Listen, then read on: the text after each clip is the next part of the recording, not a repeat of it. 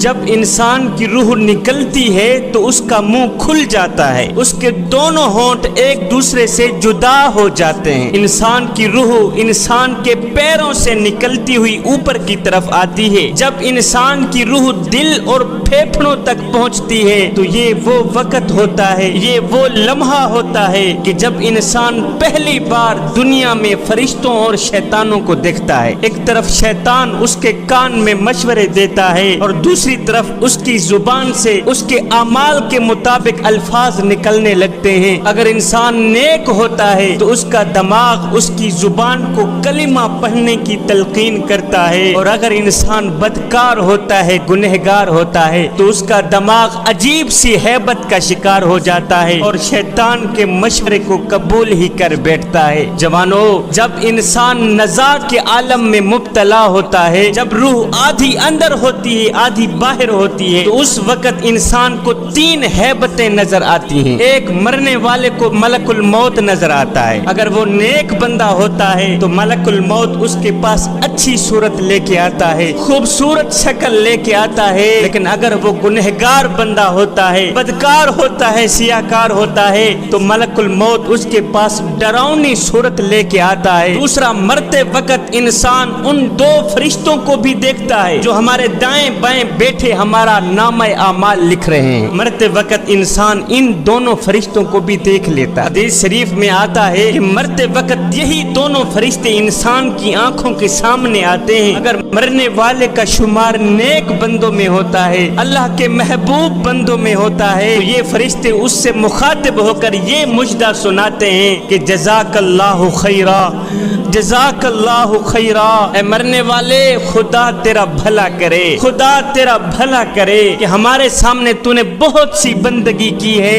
تو نے اللہ کو بھی راضی کیا، اس کے رسول کو بھی راضی کیا، راتوں کی تنہائیوں میں اٹھ اٹھ کے قرآن پڑھتا رہا، اللہ کو راضی کرتا رہا، اس کے رسول کو راضی کرتا رہا۔ اے اللہ کے نیک بندے، خدا تیرا بھلا کرے۔ اور اگر مرنے والا نیک بندہ نہیں ہوتا، گنہگار ہوتا ہے، بدکار ہوتا ہے، سیاہکار ہوتا ہے، تو یہی دونوں فرشتے اس سے مخاطب ہو کر کہتے ہیں، اے نادان، لا جزاک اللہ خیرا، حق تعالی تیرا بھلا نہ کرے، نہ کرے، نہ کرے، اس لیے کہ تو نے ہمارے سامنے بہت سے گناہ کیے، بہت سی تقصیریں کی، مظلوموں پر ظلم کرتا رہا، غریبوں کا حق مارتا رہا، مسجد کے نزدیک نہ گیا، قرآن کے قریب نہ گیا، ساری زندگی شیطان کی پوجا کرنے میں گزار دی، ساری زندگی غفلت میں گزار دی۔ اے مردود انسان، خدا تیرا بھلا نہ کرے، خدا تیرا بھلا نہ کرے۔ میرے حضور علیہ الصلوۃ والسلام نے فرمایا کہ مرتے وقت انسان کو یہ بات معلوم ہو جاتی ہے کہ اس نے جنت میں جانا ہے یا جہنم میں جانا ہے، اس کا ٹھکانہ جنت ہے یا دوزخ ہے۔ جو شخص نیک ہوتا ہے، متقی پرہیزگار ہوتا ہے، تو اسے ملک الموت کہتا ہے کہ اے خدا کے دوست،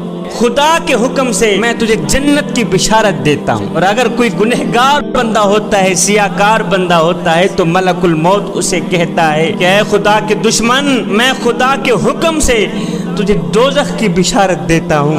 جب مرنے والا دوزخ کی بشارت سنتا ہے تو اسے خوف اور رنج کے ملے جلے جذبات گھیر لیتے ہیں، نزاع کی سختی بڑھ جاتی ہے اور وہ سسک سسک کے پانی مانگتا ہے کہ مجھے پانی دو، لیکن زبان ہلنے سے قاصر ہو جاتی ہے، اس کی روح آدھی اندر ہوتی ہے آدھی باہر ہوتی ہے، کہتا ہے ہائے یا اللہ، وہ مجھے موت دے دے، مجھے موت دے دے۔ قصہ مختصر کہ اس گنہگار بندے کی روح بڑی ہی سختی سے نکلتی ہے۔ میرے حضور علیہ السلام نے فرمایا کہ کوئی بھی شخص دنیا سے نہیں نکلتا جب تک وہ یہ جان نہ لے کہ اس کا ٹھکانہ جنت ہے یا جہنم ہے۔ مرنے والے کے لیے بات یہ بھی ہے کہ اسے معلوم ہو جاتا ہے کہ وہ جنت میں جائے گا یا جہنم میں جائے گا۔ میرا اللہ فرماتا ہے کل نفس ذائقۃ الموت، ہر جاندار ایک نہ ایک دن موت کا ذائقہ چکھنے والا ہے۔ جوانو، دنیا کی زندگی چند روزہ ہے، دنیا سرائے فانی ہے، ہم نے یہاں سے ایک نہ ایک دن کوچ کر جانا ہے۔ یہ دنیا کی زندگی محض ایک کھیل تماشا ہے۔ ابن آدم میرا مال، میرا مال، میرا مال کرتا رہتا ہے، مگر اے ابن آدم، تیرا مال صرف وہی ہے جسے تو نے کھا کر ہضم کر لیا، تیرا مال صرف وہی ہے جسے تو نے پہن کر بوسیدہ کر دیا، اور صدقہ دے کر ساتھ لے گیا، بس یہی تیرا مال ہے میاں، زیادہ ہائے ہائے کرنے کی کوئی ضرورت نہیں ہے۔ میرے حضور علیہ السلام نے فرمایا مجھے دنیا سے کیا سروکار، دنیا کی مثال تو ایسی ہے جیسے کوئی سوار گرمی کے دنوں میں سفر کرے اور کسی درخت کے سائے میں کچھ دیر آرام کرنے کے بعد سوار ہو کر چل دیے، دنیا کی مثال تو یہی ہے۔ ایک دن سیدہ عائشہ صدیقہ رضی اللہ تعالی عنہا نے میرے حضور علیہ السلام سے دریافت کیا کہ حضور کیا قیامت کے دن شہیدوں کے ساتھ کوئی اور بھی اٹھے گا؟ میرے حضور علیہ السلام نے فرمایا ہاں، وہ شخص جو رات دن میں 20 مرتبہ موت کو یاد کرتا رہتا۔ انسان کمزور پیدا ہوتا ہے مگر طاقتور ہوتے ہی خود کو خدا سمجھنے لگ جاتا ہے۔ ہاں کمزور پیدا ہوتا ہے مگر 4 دن کی مہلت پا کر حضرت انسان اپنی اوقات بھول جاتا ہے۔ جب انسان اپنی اوقات بھول جاتا ہے پھر اسے اتنا پتہ بھی نہیں رہتا کہ مٹی کا کھلونا جیتے جی تو بہت شور مچاتا ہے لیکن جب مرتا ہے تو مر ہی جاتا ہے۔ اے حضرت انسان، تیرے غرور کی اوقات تو بس اتنی سی ہے کہ جب تو دنیا میں آیا تھا تو لوگوں نے ہی تیرے ننگے وجود کو ڈھانپا تھا، اور جب تو دنیا سے گیا تھا مرا تھا تو لوگوں نے ہی تیرے ننگے وجود کو ڈھانپ کر تجھے رخصت کیا تھا۔ تو غرور کس بات کا کرتا ہے؟ نہ جسم تیڈا نہ جان تیڈی، اے ترکا رب رحمان دے، اندر حکم بغیر تو بے وس ہی، اے فیصلہ پڑھ قرآن دے۔ او میرے جسم تے میری مرضی ہے، اے وہم گمان انسان دا ہے، اور تیری روح شاکر مالک دی تیرے ڈھانچہ قبرستان دا ہے۔ تو جہاں کہیں چلا جا تیرے ڈھانچہ قبرستان کا ہی ہے، تو جہاں کہیں توڑتا بھاگتا چلا جا تو نے آخر آنا قبر میں ہی ہے، تیرا آخری ٹھکانہ قبر ہی ہے۔ موت کی دبوچ میں تو نے آنا ہی آنا ہے، موت کی گرفت میں تو نے آنا ہی آنا ہے۔ جب انسان کو پتہ بھی ہو کہ میں نے مرنا تو ہے ہی، پھر انسان گناہ کیوں کرتا ہے؟ پھر حضرت انسان کو شیوا نہیں دیتا کہ میں آخرت کے لیے کچھ اکٹھا نہ کروں۔ وہ ایک بزرگ تھا، فقیر تھا، وہ اپنے کندھے کے اوپر ایک چادر رکھ کے جا رہا تھا، اتنے میں ایک چور دوڑتا ہوا آیا، اس نے اس فقیر کی چادر چرائی، چادر لے کر بھاگ گیا۔ اب چور چادر لے کے اس طرف بھاگ رہا تھا، ساتھ میں ایک قبرستان تھا، اس فقیر نے کیا کیا، قبرستان کی طرف دوڑ لگا دی۔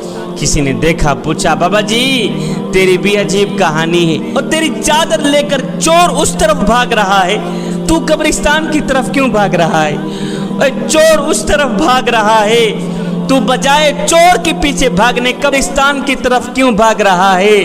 یہ سن کر اس فقیر نے کہا میاں یہ چور جہاں مرضی آئے چلا جائے، آخر اس نے آنا تو قبر میں ہی ہے، جب یہ قبر میں آئے گا تو میں اسے پکڑ لوں گا۔ کوئی بن گیا رونق پکھیاں دی، کوئی چھوڑ کے شیش محل چلیا، کوئی پلیا ناز تے نخریاں وچ، کوئی ریت گرم تے تھل چلیا، اور کوئی بھول گیا مقصد آمن دا، کوئی کر کے مقصد حل چلیا۔ اسے ہر کوئی یار مسافر ہے، کوئی اج چلیا تو کوئی کل چلیا۔ سیدنا عمر فاروق رضی اللہ تعالی عنہ کے پاس ایک خادم آیا کرتا تھا، وہ آ کے صرف اتنا کہتا، یا حضرت موت کو کبھی نہ بھولنا، موت کو یاد رکھنا۔ سیدنا عمر فاروق اس کو وظیفہ دیا کرتے تھے، تنخواہ دیا کرتے تھے۔ وہ خادم روزانہ آ کے یہی کہتا، اس کی ڈیوٹی یہی تھی کہ روزانہ آ کے کہتا، یا حضرت موت کو کبھی نہ بھولنا، موت کو یاد رکھنا۔